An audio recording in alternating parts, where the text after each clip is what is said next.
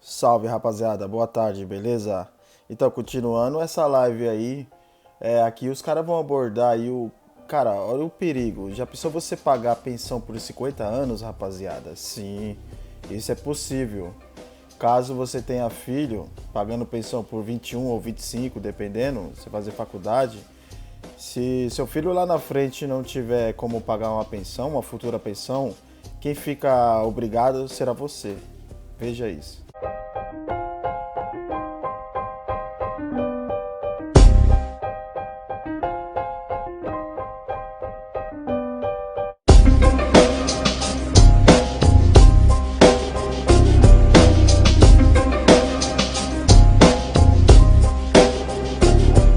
Tá. Esse daqui, eu acabei cometendo uma mancada na aba de comunidade do canal, que eu falei, daqui a pouco o vô e vó vai ter que pagar pensão. Mas realmente, depois que eu postei, eu pensei, cara, mas isso já existe, cara. Já existe. Então, tem um monte de gente no canal aí que os caras têm. É foda, cara. Pô, o rapaz tem menos de 30 anos, menos de 35 e já tá separado, já tá pegando pensão. E daí, às vezes, o cara vai pensar assim: não, mas vou pagar só até as crianças ficarem grandes, né? Ficarem adultas e depois não pago mais. Cara, e se daí, de repente, o teu filho acaba engravidando uma aleatória e daí depois você ainda tem que pagar a pensão pro neto? Vamos chamar esse quadro aqui de vontade de ter neto fudida também, né? Quando a pensão alimentícia deve ser paga pelos avós? A obrigação alimentar está imputada geneticamente aos pais, podendo, contudo, ser transmitida aos avós em caráter subsidiário e complementar quando aferido que os genitores não estão em condições de satisfazê-la. Agora, a minha dúvida aqui, no caso, é o seguinte, eu não sei se vocês vão poder esclarecer. Essa pensão para avô e vó é sempre só pro pai e a mãe do marido, né? Nunca vai pro da esposa. Tá? Ou vai? A gente sabe que as estatísticas brasileiras, 85% das vezes, em caso de divórcio, os filhos ficam com a mãe. Sim. Eu fiz questão de colocar algumas vezes, coloquei no site, coloquei na página, para tentar conscientizar as pessoas de que a versão feminista é de que essa criação, isso de o filho ficar com as mães é uma criação do patriarcado. Só Aham. que é exatamente o contrário.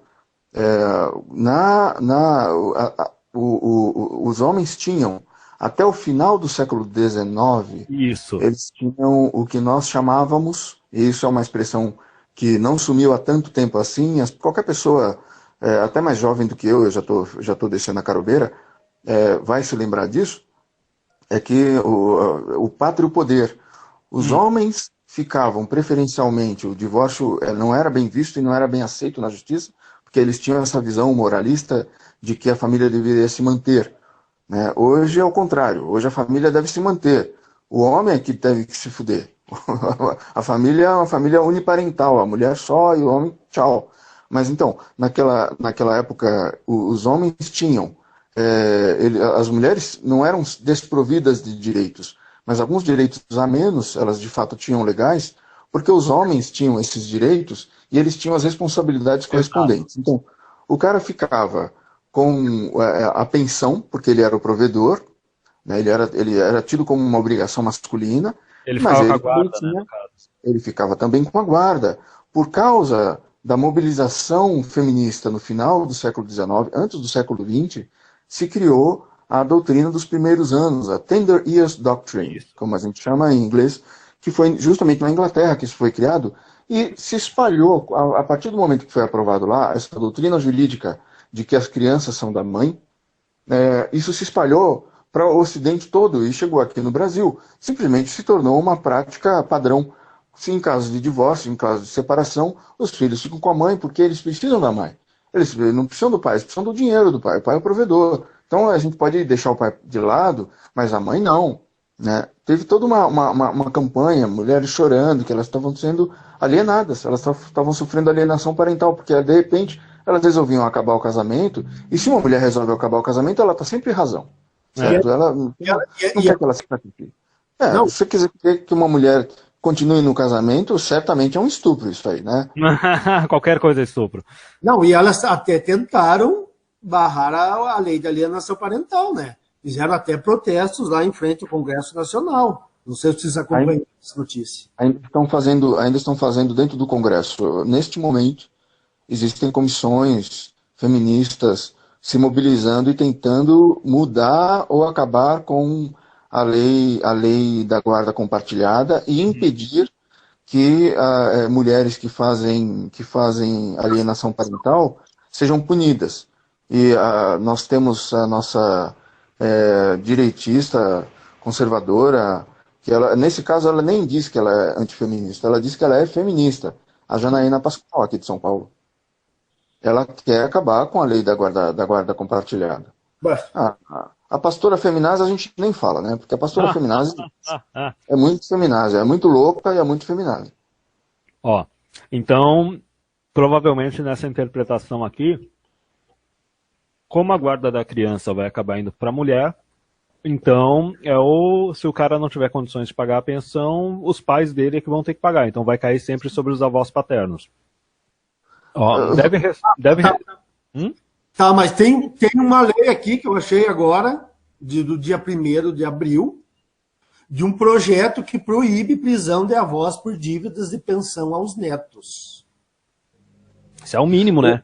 É um projeto de lei. PDT, é um projeto de lei, Sandro. Digo, não sei se... É um projeto de lei. Eles estão querendo impedir isso. Mas ainda não passou. Apenas um projeto. É uma proposta. Vamos prender velhinho, né, cara? Realmente, é isso que precisa ser feito na sociedade. Tá certo. Isso está sendo feito na sociedade há algum tempo. Aliás, isso é engraçado. Quem me lembrou disso, eu acho que foi o ano passado, foi a minha mãe. Eu estava tendo um relacionamento com uma mulher e eu comentei com a minha mãe que essa mulher estava fazendo um truque comigo, que é o Castelo nas Nuvens. Ela estava... eu descobri... depois eu inventei esse negócio de Castelo nas Nuvens, que eu achava que era a melhor descrição, que é uma tática que é ensinada a várias gerações para as mulheres. Como é que você segura aquele cara, faz o cara se apaixonar por você? Você simplesmente, primeiro, você vai ser tudo o que ele sempre sonhou. Uhum. Depois que ele se apega a você, você vai fazer ele ser tudo o que você sempre quis. E aí você não tem obrigação mais de ser nada do que ele sempre sonhou. Né? Isso é uma coisa que é ensinada de mãe para filha há muito tempo já, há gerações já, e é por isso que eu fico falando, esses caras ficam essas conversas tipo, as modernetes, isso atrapalha os homens conservadores, porque eles criam uma ilusão de que a mulher conservadora é de uma certa forma, ou de que as mulheres antigamente eram de uma certa forma. Exato. E eles deixam de levar em consideração uma série de fatores que eram parte da vida das mulheres antigamente e que eles ignoram, das mães, não estou falando que a sua mãe é uma sacana, talvez não seja, estou falando assim, na geração da sua mãe tinha isso, da minha avó tinha isso, da minha bisavó tinha isso, coisas como essa, o Castelo nas Nuvens, em inglês eles chamam isso de love bombing. Love bombing ou honey pot também eles chamam. Honey pot, que é uma tática também usada por seitas, por cultos. Sempre você chega lá na igreja, você chega lá naquele grupo de meditação, yoga, de um grupo aí, sei lá o que, religioso, e o pessoal te trata com um carinho, com um amor. Que tu nunca viu. Aí fisga você, e aí você começa a passar por várias etapas de lavagem cerebral. Só que, e aí eu repito, se um homem faz isso, ele facilmente é identificado como um psicopata. Quando uma mulher faz isso, as pessoas não percebem. Elas não veem isso como sendo uma forma pré-abuso. Você está preparando a vítima para depois você poder maltratar a vítima. As pessoas não percebem isso como sendo um traço, um comportamento psicopata. Mas, bom, a piada, a graça da coisa é que eu comentei com a minha mãe que essa mulher estava fazendo isso comigo. Inclusive, quando ela tinha mal me conhecido, ela queria engravidar de mim rapidamente. A primeira vez que a gente transou, ela queria engravidar de mim. E eu comentei com a minha mãe isso e tal, e a minha mãe falou, eu quero só ver se eu vou ser presa por causa disso. Então, a minha mãe já estava com medo e me avisando, porque se eu, de repente, tivesse um filho e não tivesse dinheiro para pagar a pensão, ou eu me escafedesse, ou ela, sabe, que me cobrasse a mais e eu não pudesse pagar, ia sobrar para minha mãe. A minha mãe sabe disso. E o homem comum, normal, não sabe o que vai acontecer com ele. Não sabe disso, né? E Aldir, Oi. tem mais alguma coisa para falar? Não. Não, depois Não, eu vou não. ler. Eu passei por uma situação em que eu estava num relacionamento, num namoro já de um ano e pouco, e um dia essa minha namorada chegou dentro do carro e me deu um ultimato. Ou você casa comigo no papel e me coloca eu como dependente do teu plano de saúde, Ah, ou nós vamos terminar. E eu disse, não, eu não vou casar com você no papel e não vou colocar você em plano de saúde nenhum. E eu acho melhor nós terminarmos por aqui mesmo. Então, quer dizer, ela já estava planejando algo para o futuro dela. exato. Vejam só. Tava já mudando os termos do relacionamento sem conversar, sem negociar, é simplesmente na base do ultimato. No ultimato. Os caras dos PUA lá, dos outros Red Pill, eles falam, cara, a mulher que faz ultimato, ela tá te dando um sinal que é pra tu terminar com ela naquele exato momento que ela solta o ultimato. Não tem como o negócio melhorar depois disso. Ou que você aceite o ultimato dela. E daí ela vai pegar todas as coisas suas, né? Ó, deve restar comprovado que os pais não possuem condições suficientes de arcarem sozinhos com a mantença do infante, razão pela qual cabe chamar os avós para complementarem a mantença do menor. Mantença, que palavra horrível, mas enfim. A pensão alimentícia paga pelos avós, diferente da paga pelos pais, não tem por objetivo manter o seu nível de vida compatível com a situação financeira e a condição social dos avós, pois os netos devem viver de acordo com a condição financeira dos pais, sendo a obrigação avoenga somente no sentido de atender às necessidades básicas. Deixa eu pegar aqui um pouco mais. Observadas as suas condições pessoais e sociais, os avós somente serão obrigados a prestar alimento aos netos em caráter exclusivo, sucessivo, complementar e não solidário, quando os pais estiverem impossibilitados de fazerem, caso em que as necessidades básicas dos alimentandos serão aferidas prioritariamente, segundo o nível econômico-financeiro dos genitores, jamais dos avós, sejam paternos ou maternos. Então, quer dizer, pode entrar tanto os avós paternos ou maternos.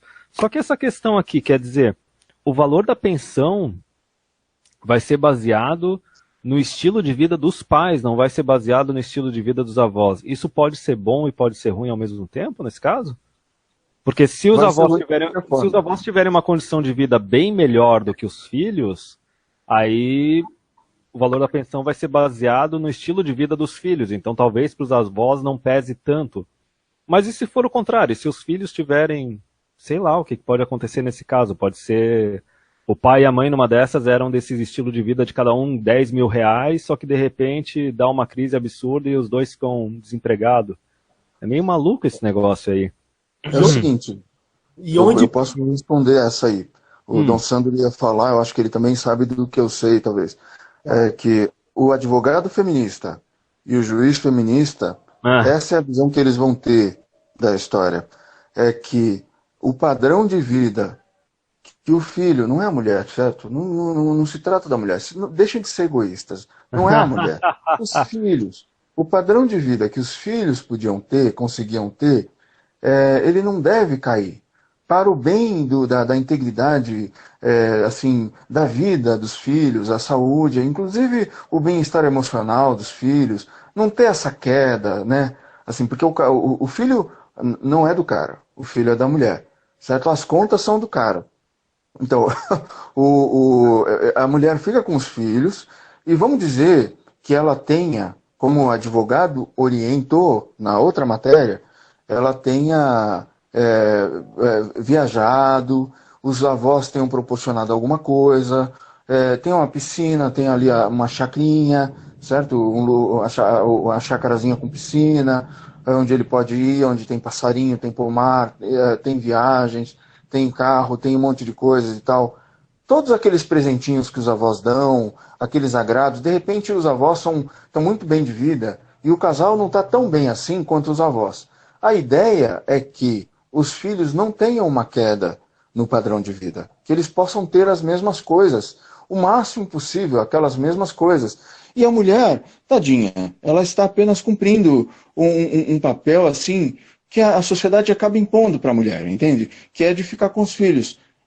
Esse direito da mulher, esse privilégio, essa vantagem, é vista culturalmente, inclusive, e por feministas ainda mais, como sendo, na verdade, assim, consequência do patriarcado. Uma Então, a imposição gente do reclamar patriarcado disso é um absurdo. Não, o patriarcado que está fazendo isso, certo? Os homens é que criaram essa situação para a mulher. Assim, a gente dando tudo isso para a mulher, a gente ainda está devendo, porque a gente colocou sobre a mulher o peso de ter os filhos. Nós criamos essa situação. Então, respondendo à pergunta, ela vai ser feito de acordo com os pais ou com os avós, vai ser feito de acordo com os pais. Mas o advogado pode argumentar, e o juiz pode muito bem, a partir do treinamento que ele teve, dos cursos que ele fez, porque todo Tribunal de Justiça tem uma Secretaria da Mulher que promove cursos para os juízes aprenderem a deixar de ser opressores, estupradores das mulheres na sociedade e defender a causa feminina. Ele vai ver que as crianças precisam ter o mesmo padrão de vida no máximo possível. Então ele vai tentar tirar tudo que ele puder para que as crianças tenham aquele mesmo padrão de vida. Toda vez que você tem, vamos dizer, você tem uma boa vida, ou uma vida não tão boa assim, você com a sua mulher e seus filhos, e os seus pais têm uma vida melhor, eles tenham tentado prover isso para você e para as crianças, porque netinho, o avô quer dar tudo, a avó quer dar tudo para o netinho. A mulher, o advogado, vai querer que o filho tenha ao máximo aquele mesmo padrão de vida. É isso que vai acontecer. E o negócio é de 2015, 2010. O Dom Sandro queria falar algo também? Não, aqui, com relação, por exemplo, ao cálculo da pensão alimentícia para os filhos. Vejam só a mentirada deles aqui, que existem 3 fatores ou elementos que cabem na análise. Quais sejam possibilidade, necessidade e razoabilidade. Uhum. Agora, o que nós estamos assistindo? Só a possibilidade. Quer dizer, então se o marido ganha 1 milhão por mês, vai ser baseado na possibilidade do marido. Se ele é capaz de pagar, ele tem que pagar e pronto. A necessidade e a razoabilidade foram varridos para baixo do tapete. Isso aí não entra na cabeça dos juízes, no julgamento dos juízes. Isso demonstra que a complementação... Fala primeiro, depois eu falo. Não, só pegando aqui, eles reforçam aqui que serve apenas para preservar o mínimo existencial, só que daí tem esse detalhe que a justiça vai lá decidir o que vai ser feito na hora que eles bem entenderem. Só que outro detalhe, uma vez que a obrigação de sustento sempre é dever ser e sempre será dos pais, sob pena de inversão total de valores, como uma espécie de punição para os avós que já cumpriram tais obrigações ao longo da vida, ok. Só que isso me lembrou, cara, um caso que está relacionado tanto à parte de partilha de bens quanto à entrada de avós nesse rolo da partilha de bens, que era aquela lei que tem lá na Índia, que imagina o seguinte, vocês falaram, né, os avós eles querem ajudar os filhos, eles querem participar também da vida dos netos e etc. Era um caso que o cara se divorciou da mulher, ele e a mulher moravam numa casa que era do pai dele, e daí no caso, quando ela se divorciou, o imóvel, mesmo sendo do pai dele, não sendo dele, entrou na partilha. Resumindo, o imóvel do pai do cara entrou na partilha para ir para a esposa. Tipo, cara, isso é basicamente, tu tá criando um pretexto para avós não participarem mais da vida dos netos, para pais não participarem mais da vida dos filhos e não quererem ajudar. Porque se tu ajudar, isso vai virar um compromisso legal, e daí se a mulher resolver divorciar, os bens vão entrar, que nem vocês falaram. O que eles estão provendo de ajuda assim, para os filhos e para os netos vai entrar no cálculo também da pensão, porque é aquele negócio, quando termina o relacionamento não é para baixar o nível de todo mundo. O lado feminino tem que ser mantido do lado dela, tem que manter o padrão de vida dela, ela não pode descer de jeito nenhum. Exatamente. Eu ia falar, o Dom Sandro falou sobre esses 3 parâmetros, né? Necessidade, a possibilidade, a razoabilidade. Todos esses 3, os 3 estão distorcidos. Quando se fala em possibilidade, por exemplo, o fato de o homem ter tido um ganho num determinado momento maior, isso é calculado como se fosse um ganho constante, porque é uma possibilidade. Uhum. Então, isso aconteceu com aquele ator, que eu não me lembro mais o nome, que trabalhou para a Globo. Depois, quando ele deixou de trabalhar para a Globo, a renda dele caiu e ele foi preso. Porque ele não teve o mesmo dinheiro. Né? Alguém tinha falado do ator, eu não lembro o nome. O Dado Dolabella foi o caso. Foi o último caso. Antes dele teve um outro. Que o cara, saiu até uma foto dele na cadeia, com aquela cara assim de cachorro perdido na cadeia, né? Não estava perdido na chuva. Estava lá no meio dos detentos, na delegacia, preso numa delegacia, e todo mundo sabia. Era óbvio, ele estava trabalhando na Globo e ele tinha saído da Globo. É evidente que ele não tinha aquele contrato mais, não tinha aquele dinheiro mais, mas a ordem de prisão já tinha sido expedida e teve que ser cumprida. E aí ele teve que se virar um mês, o tempo que foi preciso para reverter aquilo ali, porque está tudo voltado contra o homem. O homem é pressuposto um sacana, um cara, um calhorda, um irresponsável, um cara que tem todas as vantagens. Existe um princípio jurídico que a gente chama de princípio pro misere, que é a favor do mais despossuído. Então a justiça, ela é tendenciosa em alguns casos, como é o caso da justiça trabalhista.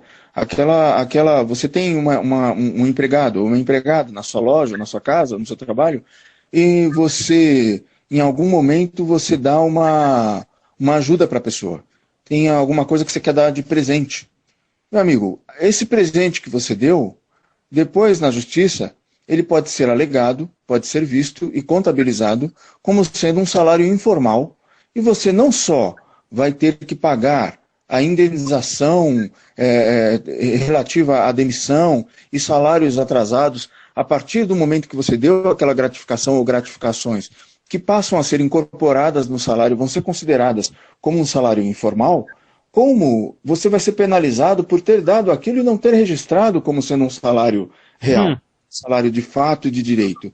Então, isso é uma coisa que acontece com os homens também. Eles chegam na justiça, eles são tratados na justiça de família, nas varas de família, e se for em vara de proteção de violência contra a mulher, pior ainda, porque além dele ser visto como um cara que chegando já está errado, como se ele fosse, o equivalente à justiça do trabalho, se ele fosse um empresário e a mulher fosse a empregada, Sim. Ele na justiça penal é pior ainda, porque ele é presumido culpado numa situação penal. É muito mais grave, porque aí ele não pede só o patrimônio, ele é preso.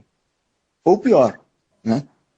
A gente tem até o exemplo hoje em dia do Frota, né? Que o Frota fala, e daí? Será que eu não fiz pornô porque tinha que pagar pensão?